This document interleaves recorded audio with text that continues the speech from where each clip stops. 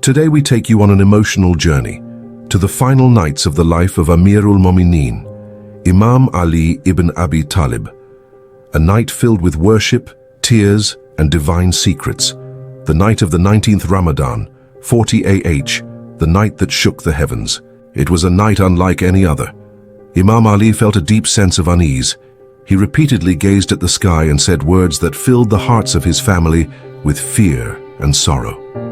Imam Ali said, "By Allah, I have never lied, nor have I been lied to. This is the night I was promised. O night, how many other people you have put to sleep, and how many other people you will awaken. Indeed, I can see my beard dyed with the blood of my head." Yes, Imam Ali knew his time was near, yet he remained calm in complete submission to Allah's will. On this final night, Imam Ali spent long moments with his beloved children. He gave them precious advice and hugged them dearly. Imagine that moment, the father who knew these were his last words to his family. "Be pious, fear Allah, and remain patient on the path of truth. Look after each other and uphold justice." To Bibi Zainab he gave words of strength, for she would face Karbala. His daughter Kulthum narrates that her father was not like himself that night. He kept repeating, "We belong to Allah, and to Him we shall return." When food was brought to Imam Ali, he looked at it and asked, "Have I ever had 2 dishes served to me in one meal?"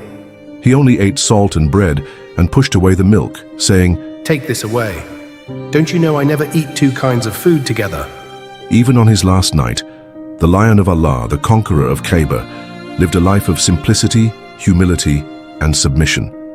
After dinner, Imam Ali spent the night in worship, reciting long du'as and Quran. His daughter Kulthum says, "My father could not sit still.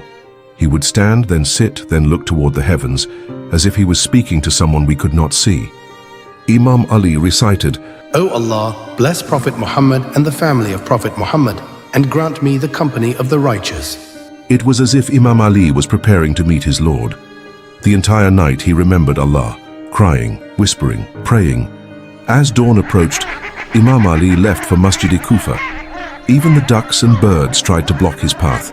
Historians say that as he stepped out, birds surrounded him, flapping their wings and crying, as if mourning before his death. When asked why the birds acted that way, Imam Ali said softly, "These are souls mourning the coming tragedy."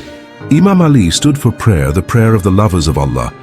As he went into prostration, Ibn Muljim, the cursed Kharijit, struck him on the head with a poisoned sword.